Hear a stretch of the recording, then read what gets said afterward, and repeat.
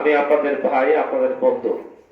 আজকে এই ফুটবল টুর্নামেন্টের জন্য আমি শুরুতে আয়োজকদেরকে ধন্যবাদ জানাই যে দুনিয়ার অনেক কাজের সাথে আমরা তরুণদেরকে জড়িয়ে ফেলি। তরুণদেরকে আমাদের মতো করে অনেক সময় আমরা কাজে লাগাতে চাই, ব্যবহার করতে চাই, কিন্তু তরুণদের বুদ্ধিভিত্তিক তাদেরকে সহযোগিতা করা, তাদেরকে শিক্ষা, সাহিত্য, সংস্কৃতিতে সহযোগিতা করা, তাদেরকে শরীরচর্চার মাধ্যমে সুস্থ দেহ, সুস্থ মন, এই পরিকল্পনাটা বাস্তবায়নে তাদের পাশে থাকা, এই কাজটি আমাদের সমাজে এখন খুবই বিরল। আমাদের রাজনৈতিক সংগঠনগুলো শুধু রাজনীতি করে, ক্ষমতার সিঁড়ি হিসাবে ছাত্রদেরকে ব্যবহার করে, শ্রমিকদেরকে ব্যবহার করে। আর যত বঞ্চিত যদি করা হয়, সবার আগে বঞ্চিত করে শ্রমিকদেরকে, সবার আগে লাঞ্ছিত করে ছাত্রদেরকে। ছাত্রদেরকে লাঞ্ছিত করে এই কারণে ছাত্ররা প্রতিবাদী, ছাত্ররা মাথা উঁচু করে দাঁড়াতে চায়, ছাত্ররা কাউকে ছাড় দেয় না। এই জন্য যেহেতু ছাড় দেয় না, তারা যখন মাঠে নামে তাদেরকে করে লাঞ্ছিত। আর শ্রমিকরা যেহেতু শ্রমিক, টাকার অভাব আছে, কষ্ট করে, তাদের পেটে লাথি দেওয়ার জন্য এমন কোন কাজ নাই, সেই কাজটি তারা করে না। ঠিক না? এই যে আমি কদিন ধরে এই কথাটা বলছিলাম যে দেখেন, সরকারের প্রশাসনের পক্ষ থেকে অনেক খাল, বিল, নদী, নালা, বাজার, হাট, এগুলো থেকে কিন্তু রাজস্ব আয় আসে। এই রাজস্ব আয়ে এত ফাঁকি দেওয়া হয়, এত দুর্নীতি হয়, শুনলে আপনারা চমকে যাবেন। যেটা 10 লক্ষ টাকা সেখানে ইজারা দেওয়ার কথা, সেটা দেওয়া হয় 3 লাখ টাকা। 2 লাখ টাকা নিজে নেয়, আর এমনি 3 লাখ টাকা, 5 লাখ টাকা। সরকারের রাজস্ব ফাঁকি কত হলো? 5 লাখ টাকা। সেই দিকে খবর নেই। ওই দেখবেন সিএনজি অটো রিক্সা চালকের কাছ থেকে প্রতিদিন 20 টাকা, 30 টাকা ঠিকই নেয়। জিজ্ঞাসা করলে এটা কেন বন্ধ করেন না? বলে যে সরকারের রাজস্ব আয় না হলে আমরা স্থানীয় খরচটা কোথা থেকে মেটাবো। একজনকে ঠিকই পেটে লাঠিটা মারে খুব শক্ত করে, আর আরেক জায়গায় সরকারের রাজস্ব ফাঁকি দেয় একেবারে সুকৌশলে। এটি হলো আমাদের এখন বাস্তবতা, এটি হলো আমাদের বাংলাদেশ। আজকে আমরা দেখেন, এত বছর একটা দেশ স্বাধীন হলো, এখনো একটা শিক্ষা ব্যবস্থা গড়ে ওঠে নাই যেটা সার্বজনীন। সেই ব্রিটিশ প্রবর্তিত শিক্ষা ব্যবস্থা দিয়ে আমাদের দেশটা এখন চলছে। এটাকে জোড়াতালি দিয়ে দিয়ে আমরা চালাচ্ছি। কোনো ভালো একটা কাপড় যদি আপনি জোড়াতালি দিতে থাকেন, একটা পর্যায়ে কিন্তু কাপড়ের অস্তিত্বটা আর থাকে না। তারা আমাদেরকে এরকম অস্তিত্বহীন করে তুলেছে। এই কারণ আমাদের রাজনৈতিক নেতৃত্ব, আমাদের প্রশাসন ব্যবস্থা, এই দুই গ্রুপ একসাথে মিলে আমাদেরকে এরকম মুখোমুখি আইনা দাঁড় করাইছে। এটা আমরা আবার একটা ভাঙতে চাই, এটাকে আমরা ভেঙে চুরমার করে দিয়ে একটু নতুন ব্যবস্থা আমরা কায়েম করতে চাই। কি তরুণরা রাজি আছেন? এটা করা লাগবে, এছাড়া আর কোনো উপায় নেই। দীর্ঘ 17 বছর যখন ভোট থেকে মানুষ বঞ্চিত, গণতন্ত্র থেকে যখন বঞ্চিত, খুন গুমের মাধ্যমে যখন দেশ কঠিন একটা পর্যায়ে চলে গেছে, তখন রক্ত দেওয়ার জন্য যারা সামনে সারিতে চলে এসেছিলেন তারাই ছিলেন ছাত্র। ঠিক না? এত শহীদ, এত প্রাণ, এত আহত, পঙ্গুত্ব বরণ সবই ছিল মানুষের মুক্তির জন্য। এই জন্য ছাত্ররা জাগলে সমাজ জেগে যা, ছাত্ররা বদলে গেলে সমাজ বদলে যা। আজকের এই খেলাধুলার মধ্যে দিয়ে আমি বিশ্বাস করি, সুস্থ দেহ, সুস্থ মনের মধ্য দিয়ে আমরা আমাদের মাদক থেকে আমরা বাঁচতে পারবো। আমরা অন্যান্য যেগুলো আমাদের জন্য ক্ষতির কারণ হয়ে দাঁড়ায়, সেগুলো থেকে আমরা বাঁচতে পারবো। আমরা আজকে থেকে শপথ নিতে পারবো সবাই যে আমরা নিজেরা বদলে যাব এবং সমাজকে বদলে দেব ইনশাআল্লাহ। আমরা নিজেরা বদলে যাব। কি বদলে যাব? আমাদের জীবন চরিত্রে আমরা বদলে যাব, কথাবার্তায় আমরা বদলে যাব, আচরণে আমরা বদলে যাব, আমাদের চিন্তা ভাবনায় আমরা বদলে যাব।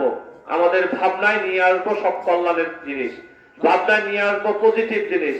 আপনি পজিটিভ চিন্তা করবেন, পজিটিভ ভাবনা আপনাকে সুস্থ দেহ, সুস্থ মনের সহায়ক। আর নেগেটিভ চিন্তা করবেন, নেগেটিভ প্রভাব আপনার দেহটাকে সেখানে অসাড় করে তুলবে, আপনি ক্ষতিগ্রস্ত হবেন। এই জন্য তরুণ যুবক ভাইদেরকে অনুরোধ করব, জীবনটাই তো একটা সাময়িক, একটা সময়ের জন্য। এই জীবন একটা পর্যায়ে শেষ হয়ে যাবে, মাটির সাথে আমরা মিশে যাব। মাটির সাথে মিশে যাওয়ার আগে, মাটির নিচে যখন আমি যাব, সেখানকার জবাব কি রেডি করা দরকার নয়? রেডি করা দরকার। এই জীবনটা যেহেতু সংক্ষিপ্ত, পরকালের জীবন যেহেতু স্থায়ী, সেটাকে স্থায়ী নিবাস বলা হয়। স্থায়ী নিবাসের জন্য আমাদের তৈরি হওয়া দরকার। আর এই তৈরির জন্যই ইসলামী ছাত্র শিবির আজকে থেকে 1937 সালের 6 ফেব্রুয়ারি তার যাত্রা শুরু করেছিল তরুণদেরকে মেধা নৈতিকতার সমন্বয়ে সৎ যোগ্য দক্ষ দেশপ্রেমিক নাগরিক তৈরি করার মধ্য দিয়ে একটা সমৃদ্ধ বাংলাদেশ উপহার দেওয়ার জন্য। এই সংগঠন এই দেশের একটা নিয়ামত, এই সংগঠন ছাত্র সমাজের একটা বন্ধু। এই ছাত্র সমাজ যদি জাগতে চায়, ছাত্র সমাজ যদি নিজেকে গড়ে তুলতে চায়, ভালো বন্ধু বাছাই করার বিকল্প নাই।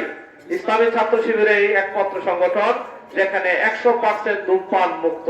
আলহামদুলিল্লাহ, ইসলামী ছাত্র শিবির একটা সংগঠন যে সংগঠনটা 100% মাদক মুক্ত। আলহামদুলিল্লাহ, ইসলামী ছাত্র শিবির একটা সংগঠন, ইসলামী ছাত্র শিবিরের কোন সাথী তারা কর্মী তারা কোন আমার বোন এবং মা ইফটিজিং এর শিকার হয়েছে।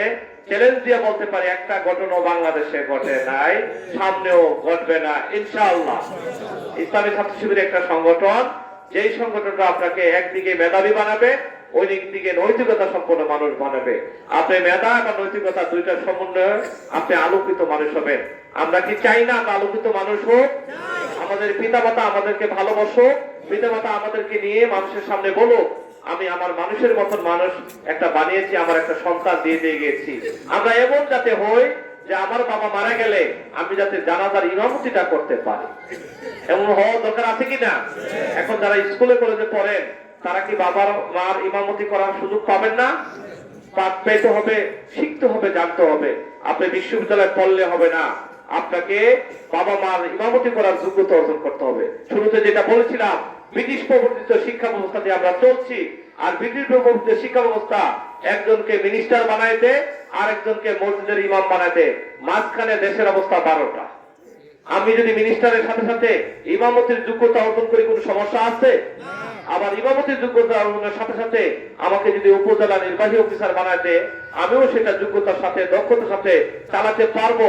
এই আত্মবিশ্বাস, এই যোগ্যতা আমার মধ্যে যদি থাকে সেটাই কল্যাণকর। আমরা দুইটাই হতে চাই। রাজি আছেন ইনশাআল্লাহ? এখানে যারা আছেন সবাই একটু অনুরোধ করব, বাবা মা মারা গেলে তার কবরের পাশে দাঁড়িয়ে মোনাজাতের জন্য ইমাম সাহেবকে খাওলাত করার কোনো প্রয়োজন নাই। আপনি নিজেই দু হাত তুলে কাঁদবেন, দোয়া করবেন, আল্লাহর কাছে বলবেন রাব্বির হামহুমা কামা রাব্বায়ানি সগীরা। আপনি বলবেন আল্লাহর কাছে রাব্বানা আতিনা ফিদ দুনিয়া হাসানাতাও ওয়া ফিল আখিরাতি হাসানাতাও ওয়া কিনা আযাবান্নার। হে আল্লাহ, তুমি আমাকে দুনিয়ার কল্যাণ দান করো, তুমি আমাকে পরকালের মুক্তি দাও, পরকালে কল্যাণ দাও। আমরা কি পারবো ইনশাআল্লাহ? প্রিয় বন্ধুরা, এখন আমরা সিদ্ধান্ত নেই ভালো পথে চলবো, ভালো কাজ করব, দেশের জন্য সমাজের জন্য ভূমিকা রাখবো। রাজি আছেন ইনশাআল্লাহ? আল্লাহ আমাদেরকে সেই তৌফিক দিন, আমিন। আজকে যারা বিজয়ী হয়েছেন তাদেরকে অভিনন্দন, যারা বিজিত হয়েছেন তাদেরকে অভিনন্দন। রোল নাম্বার 1 তো একজনের হয়, ঠিক না? 1 এবং 2 দুইজনেই থাকে, দুইজনেই সম্মানিত। একটু ডিফারেন্স, দুনিয়াটা এরকমই খেলা চলে। আজকে ফুটবল খেলার আয়োজন করেছেন, এই সময় এই জিনিসগুলো আপনারা অব্যাহত রাখবেন। আপনাদের পাশে আপনাদের একজন ভাই হিসাবে, বন্ধু হিসাবে আমরা যতদিন বেঁচে থাকি আপনাদের পাশে থাকার প্রতিশ্রুতি দিচ্ছি। আল্লাহ কবুল করুক, আমিন। আসসালামু আলাইকুম।